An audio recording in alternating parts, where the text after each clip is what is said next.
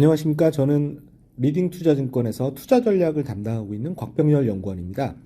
오늘 제가 말씀드릴 부분은 8월 25일 발표된 저희 자료 리딩 스코어카드로 찾는 반전 포인트라고 하는 리포트에 대해서 간략하게 좀 소개를 드리도록 하겠습니다. 제목에서 리딩 스코어카드가 나왔으니까 리딩 스코어가 이제 뭐냐를 간략하게 좀 설명을 드리겠습니다. 저희가 단기 시장을 좀 판단할 때 뭔가 좋은 계량 모델을 좀 만들려고 이걸 좀 어렵게 표현하면 이제 전술적 자산 배분이라고 하거든요. 시장이 올라갈지 떨어질지를 예측하는 나름대로의 이제 모델을 개발했습니다. 우리 회사 그 리딩 투자증권이지 않습니까? 그거 이름을 따서 제가 리딩 스코어카드라고 좀 정의를 했고요. 요거에 대해서 아주 자세한 사항은 지난 7월 13일 날 제가 자료를 발간했으니까 한번 참고를 해주시면 될 것 같고요. 제가 간략하게만 소개를 드리면 저희는 매크로, 기업이익, 밸류에이션, 수급, 이벤트 이 5가지의 핵심 변수를 일정 부분 가중치를 줘서 시장의 움직임에 영향이 크다라는 변수들을 좀 뽑아가지고 그걸 가지고서 어떻게 보면 점수표를 만들었다고 봐주시면 될 것 같은데요. 첫 번째 매크로는 저희가 CT 경제 서프라이즈, 글로벌 경제 서프라이즈 지수, 그리고 기업이익은 코스피 예상 EPS, 밸류에이션은 코스피 예상 PER, 수급은 미국 금융투자협회의 해외펀드 순증, 그리고 이벤트는 국내 코로나19 확진자 수 주간 순증, 요렇게 요 5가지 변수를 이용해서 시장을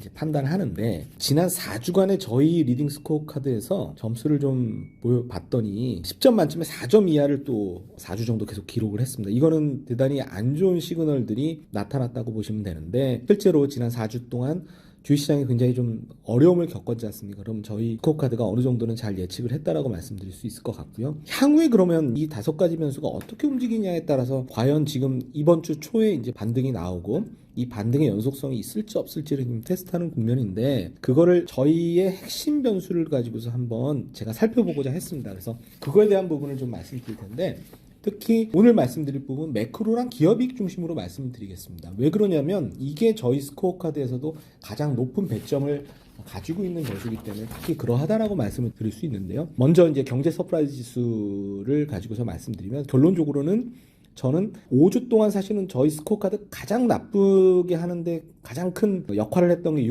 경제 서프라이즈 지수인데 이게 더 나빠지지는 않을 것 같다라고 저는 생각을 합니다. 왜 그러냐면 그림 1번 보시는 거대로 이게 글로벌 서프라이즈 지수랑 미국이랑 중국의 경제 서프라이즈 지수 제가 같이 그려드렸는데 사실 글로벌 경제 서프라이즈 지수가 부진했던 이유는 사실 미국에서 찾을 수가 있을 것 같습니다. 미국 경제 지표가 이달 들어서 굉장히 좀 부정적으로 나왔었거든요. 그런데 이미 지금 미국의 경제 서프라이즈 보시는 거대로 마이너스 45까지 빠졌거든요. 근데 이게 그 코로나 팬데믹과 같은 아주 외부 충격, 뜻하지 않는 외부 충격이 아닌 이상은 일반적으로는 지난 5년 내 모습만 보면 마이너스 50포인트 내외에서 바닥을 형성한 바 있습니다. 그렇기 때문에 그거에 굉장히 가까워졌다는 거는 어느 정도는 전문가들의 전망과 실제 경제 지표의 발표치의 괴리도를 가지고서 이 지수를 만드는데 그게 좁혀 들어갈 개연성들이 상당히 임박했다라고 저희들 좀 보고 있고요. 이건 어떻게 보면 생각하시면 또 당연한 결과일 수도 있습니다. 전문가들의 전망치들이 계속 틀리면서 지금 이렇게 된 건데 전문가들이 이제 어느 정도 계속 틀리다 보면은 어느 시점에선가는 자기네들 전망치를 수정해서라도 그래도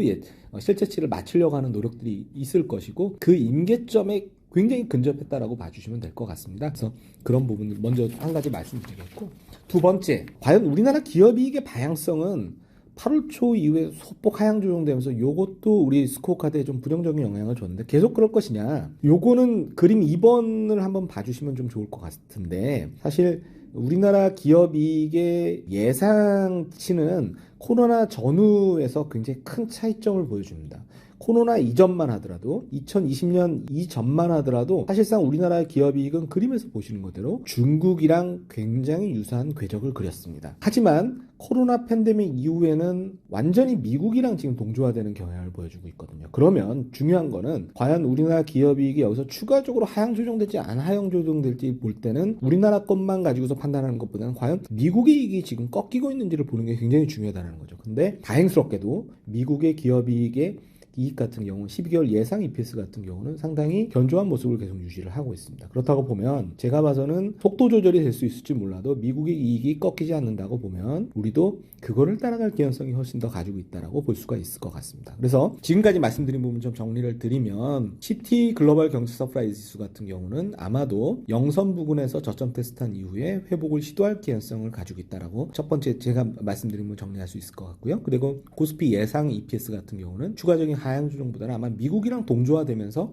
속도 조절이 되는 추가적으로 뭐 급락하거나 그럴 것 같지는 않다라고 말씀드리겠고요. 그리고 나머지 변수들 좀 말씀드리면 예상 PER 같은 경우는 이 PER이라고 하는 게 주가가 급락하게 되면은 저평가 매력이 생기면서 그래도 더 투자 매력이 생기는 부분들이 더 나빠질 것 같지 않다는 부분들. 그리고 최근 이제 미국 금융투자협회 해외펀드 순증 같은 경우도 지금 신흥국 증시가 많이 빠졌기 때문에 그 단기 급락을 좀 겨냥해서 저점 매수하려고 하는 자금들이 최근 유입이 되고 있거든요. 그래서 이런 부분들도 아마 다음 주 데이터부터는 좀 반영할 가능성이 있는 거 아닌가 생각이 되고요. 그리고 마지막으로 이벤트 변수 중에 제가 국내 코로나19 그 확진자 수 주간 순증을 이용한다고 했는데 지금 8월 19일 날 2152년 고점을 친 이후에 이게 급격하게 축소되고 있지는 않지만 그래도 완만하게 지금 하향 추세를 보여주고 있기 때문에 제가 봤을 때는 더 나빠지지는 않을 것 같다. 그럼 결론적으로 말씀드릴 수 있는 부분은 지난 4주간은 저희